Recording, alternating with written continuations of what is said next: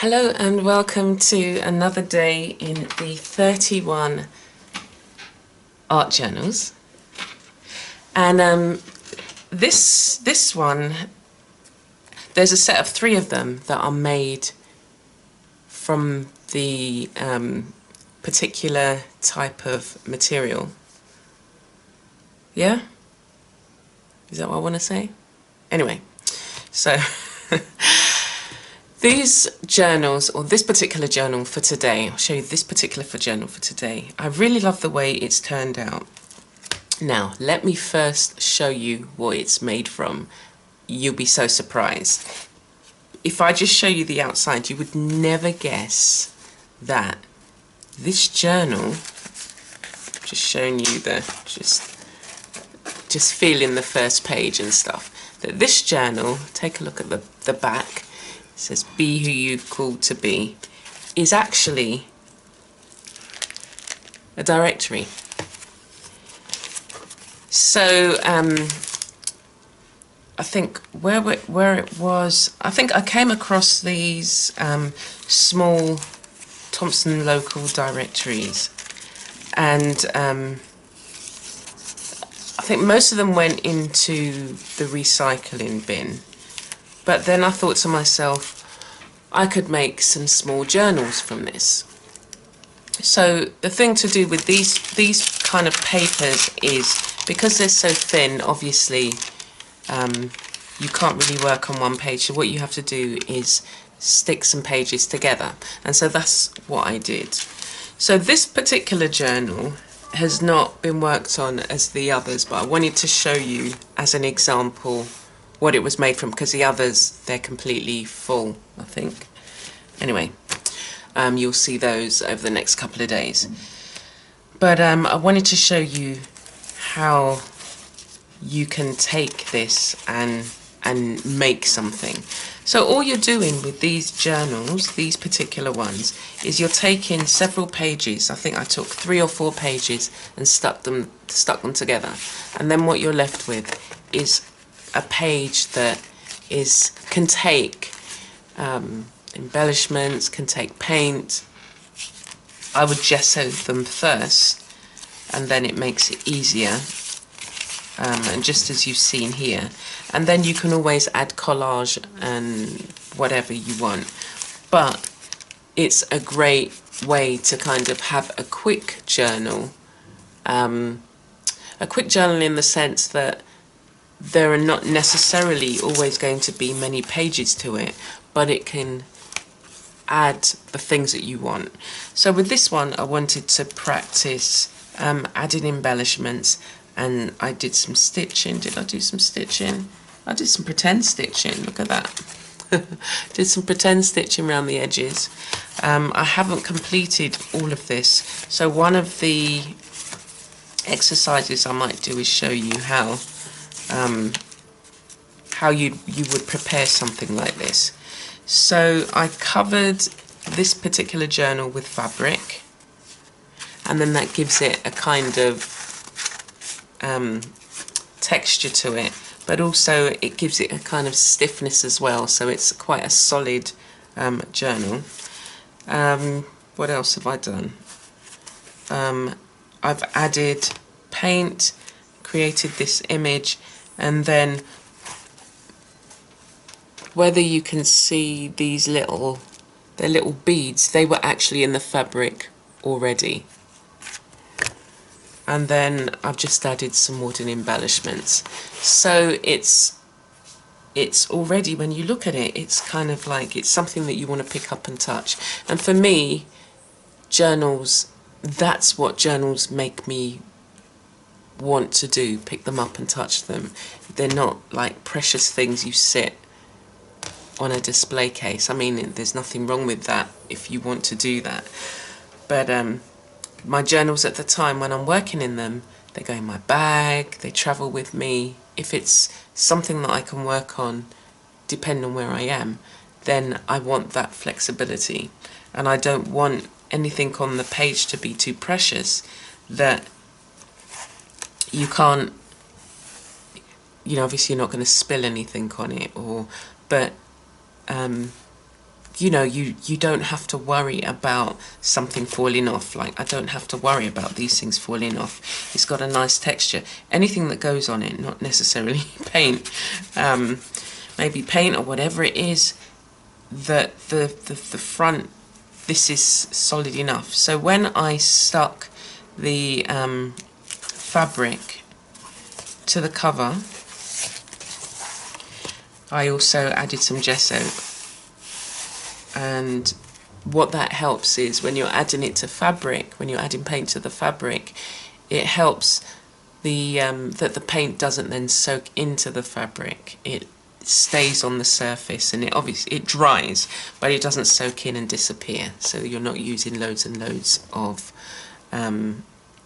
paint. So that is a tip for working with fabric. If you're making a fabric journal and you want to paint on it, make sure you gesso over it. What else did I do? I used the first cover of this so that you didn't see the where I folded it into the book. And then what I wanted this book to be, it's got some journaling and in there already. So this is one of those books that I want to be able to express myself, but you know, you don't necessarily always need to see it. It's one of those books that I can then cover it up if I wanted to. Already I've played with texture. So this is made from foil. And the other thing I wanted, as I was saying, was to practice creating different embellishments from, say, recycled material or other things, and see how it would take in the book. When you fold some of the pages together, it then allows you, so that if you are using embellishments, that if you don't want it to be so chunky, then it's not going to be like you're holding it like this. But again, I like those kind of journals that just, there's so much richness, there's so many things that you can see.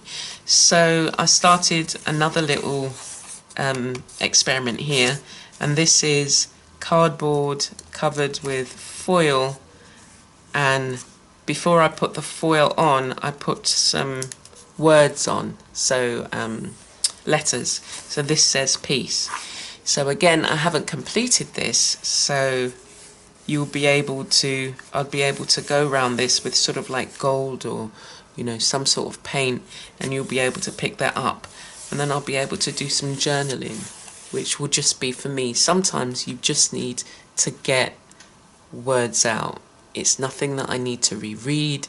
It's I need to express myself. So having a journal like that, where, you know, something's been troubling you, weighing on your mind, or somebody said something, these throwaway comments that people can, you know, I call them like this sniper attacks, that, you know, you see a target and you just throw away a comment that can be hurtful, that often if it's not addressed, it's kind of weighing on you. So sometimes you need to kind of throw these things down and say, well, this happened, and actually I don't believe what that person says, but what they said actually did kind of hurt me.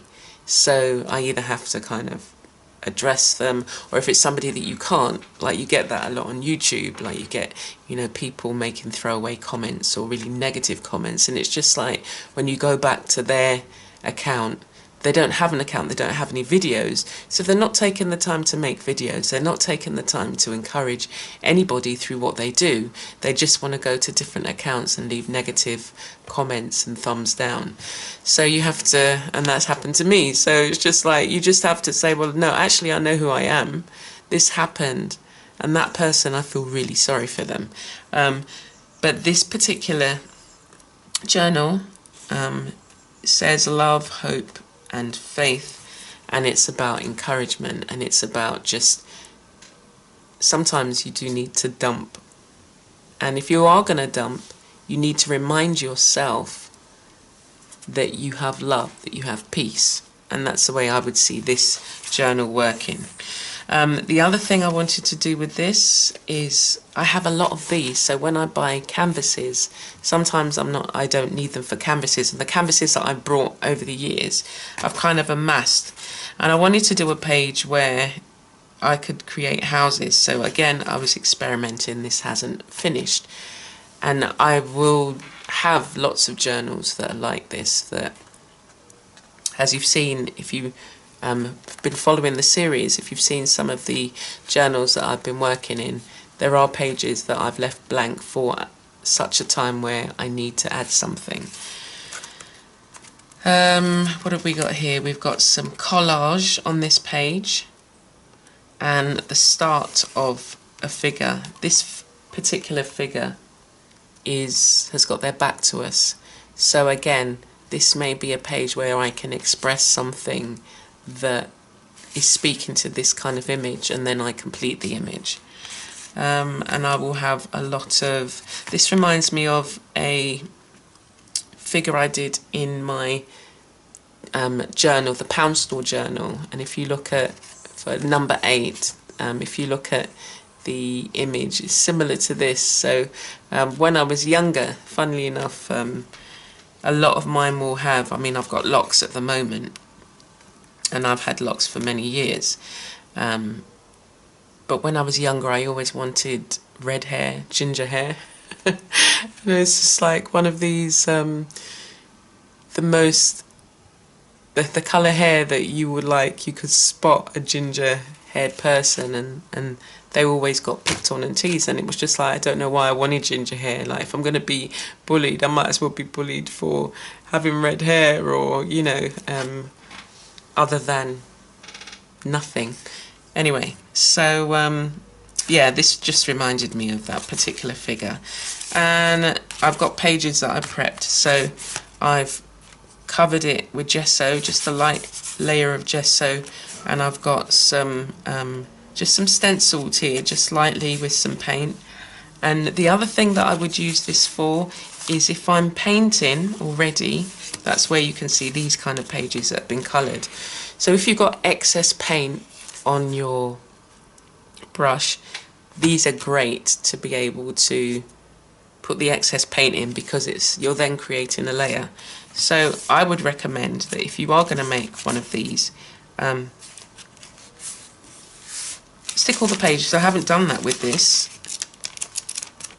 So here are some pages I'll need to stick together, then gesso them, and then what I'll do is, once it's gessoed, you can then use it as that, this is for the excess paint, and then once you've done enough pages, or you've done a page that you want to then work on, then it's there. And that is another tip that I would give to you. You know, you can, it doesn't have to be long, it doesn't have to be a long drawn out process, but you can prep pages very easily without, you know, creating a hassle for yourself. And as I said, preparing them, like say with gesso, or that could even be in itself an exercise, just in, you know, sometimes these repetitive tasks, so just like layering the paint. So I would use like a card like this, and just get the glue and do that. And those simple repetitive tasks can sometimes be meditative. So there's a little tip for you. Here's some, like a doily. So this doily I used as a stencil, but I would also use this then, and I might tear it up and use it as part of the collage, because then, because it's slightly raised, you'll get the texture there. I think you've had quite a few tips there. So thank you for joining me today. Have a journal that you can experiment in, that you might want to try different surfaces, different effects, interior, prepping it so that you can come back to it. So I'm glad you joined me. Please do come back tomorrow and see the other one similar to this, in the sense that it's made from a directory, and I love the size. It's a great little size for a journal, and you can find these, you can pick these up for free. So have a look around your local areas, see what kind of catalogues and things like that you can find, and you can use for your own benefit. So thank you. Please do subscribe if you're not already subscribed, so that you can be alerted for any other things that I'm doing. Okay, so bye for now.